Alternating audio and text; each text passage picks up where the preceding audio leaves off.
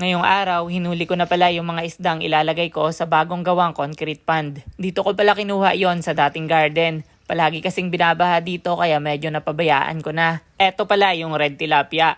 Yung sinasabi kong matibay na isda na kayang mag-survive kahit sa harsh na environment. Sa totoo niyan, tilapia lang rin talaga to may kulay lang. Pero yung lasa at kung paano siya lumaki ay parehas na parehas lang din sa normal na tilapia. At kung maaalagaan nga to ng mabuti, na pwede ko nang gawin doon sa bago kong gawa na concrete pond, ay pwede talaga itong lumaki ng maayos na size. Kapag medyo malaki na itong mga isda na to tapos may maayos na timbang, pwede siguro ako maglagay lang ng aquarium sa tapat ng bahay at may bibili naman siguro neto. Hindi naman kasi ganun ka-demanding ang pag-alaga neto. Matipid lang talaga. Hindi ko lang alam kung gaano katipid to kumpara sa mga nag-aalaga ng hito. Pero ang alam ko, mas madali pa alagaan yon kumpara dito. Ayoko lang talaga nung ganun kasi parang hindi ako natutuwa sa itsura. Eto, okay na, may kulay.